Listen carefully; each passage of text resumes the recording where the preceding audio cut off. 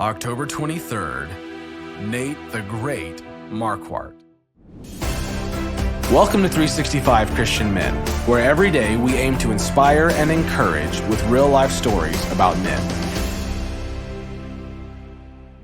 Nate is a mixed martial arts champion, and in Colorado, he founded a martial arts gym that produces champions.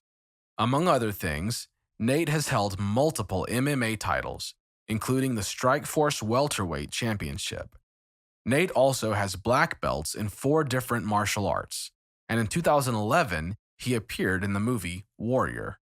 About his faith, Nate said, "I learned about a false Christianity that says you can live however you want and call yourself a Christian and be accepted.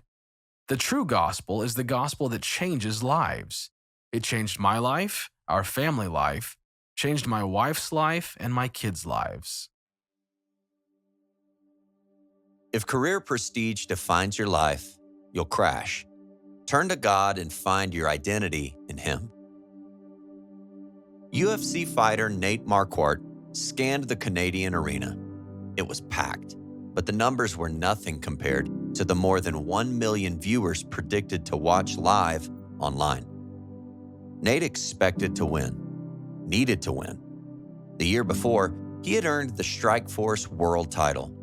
Being a professional fighter brought prestige, and when you win, everybody loves you. Because of this, Nate became obsessed with winning, and being the best had become an idol to him. Nate had lost his last fight. To contend for the UFC World title, 2 losses in a row would be impossible to overcome. Not that he needed to worry, he had never lost 2 in a row. On this night, Nate walked across the ring, touched gloves with his opponent, Ellenberger. The bell rang. Nate tuned into his body, his balance, his movement, and his skill. Nate was better, he's faster, and more skilled than his opponent. Nate was a monster in the ring. Landing several heavy shots, the fight seemed to be going Nate's way. But then Ellenberger caught Nate with a single punch. Stunned, Nate fell to his knees. He tried to grab Ellenberger's knees for a takedown, but Nate couldn't defend against his opponent's repeated blows. The ref called the fight. In shock, Nate took one step and then another on the walk of UFC shame. Out of the cage, past the crowd, out of the arena. One mistake had cost it all. Nate went on home. The loss had stripped him of the prestige he craved, and he crashed. Over the next little time, the IRS called, sponsors dropped him, his marriage teetered on the cliff of collapse. Nate had believed in God, but now he doubted. One night when he tucked his daughter into bed, as usual, he read to her from a Bible storybook and then prayed. But something nagged at him. When she nuzzled into her pillow, he realized what was bothering him. He was a hypocrite. Was he telling his little girl a bunch of fairy tales? Nate watched his daughter slip into sleep. She was valuable, a miracle. Without a creator, how could there be this precious child? Nate realized he did still believe in God.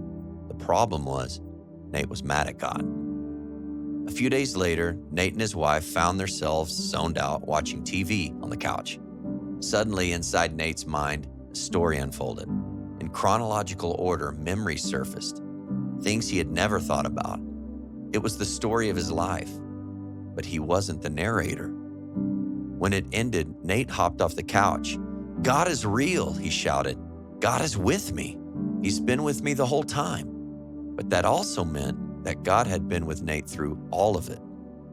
When anger had ignited his nasty temper, when he indulged himself in porn, during his indiscretions, God was there for all of those things. Convicted, he confessed to his wife. She listened, and then she watched. And he knew she was watching to see if he'd really changed. Nate wanted to live the rest of his life for God, but in the past he had failed, and this time he was afraid he'd fail again. He couldn't change himself. He prayed, "God, can you just change me?" God began to work in his life. The career idolatry, as well as the anger, lust, and materialism began to disappear. As a kid, Nate had heard that Christians were born again, but it never made sense to him. He had thought that when people believed in Jesus, their sins were forgiven, and when they died, they went to heaven. Until death, life was one long struggle with sin. But now there was real change, and change didn't come in struggle, falls, and failures. It came as he stepped into a brand new identity. The Bible called believers saints, not sinners. Romans 6:17 says, "But thanks be to God that though you were slaves of sin, you became obedient from the heart to that form of teaching to which you were committed. And having been freed from sin, you became slaves of righteousness." Now Nate wanted to behave like the person God had intended him to be. As Nate focused on his new identity, his need for prestige fell away. Nate's career no longer fed him. He still fought to win, but now it was God's praise he most desired. In your life, does career success or failure dethrone God? If career prestige defines your life, you'll crash. Turn to God and find your identity in Him.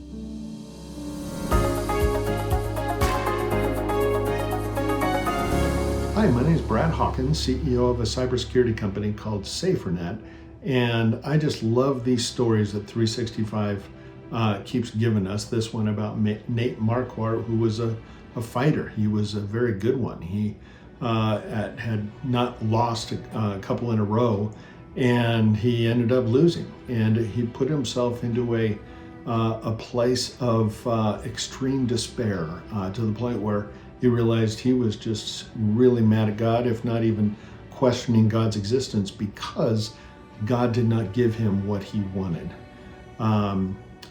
He was realizing that his life was not what he wanted it to be.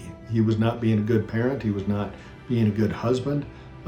He knew deep down that there was a life of peace and joy that he was not connected with. He was not there. Romans 14:17 says, "The kingdom of God is not eating or drinking, but of righteousness, peace, and joy." That's the life that we're looking for. That's the abundance that we're looking for, is that righteousness, peace, and joy that God provides. God says in Matthew 6:33, "Seek the kingdom of God, but seek first the kingdom of God and his righteousness, and all these things will be given to you." God is our provider. He's the one that wants to take care of us, but yet he's also the one that will change our life if we seek after him, as opposed to doing our own thing, expecting, because I call myself a Christian, everything to go my way.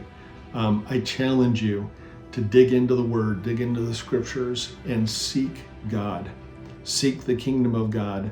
Walk in that kingdom of God. Walk in that peace and joy and love that God provides, and you will find exactly what you're looking for.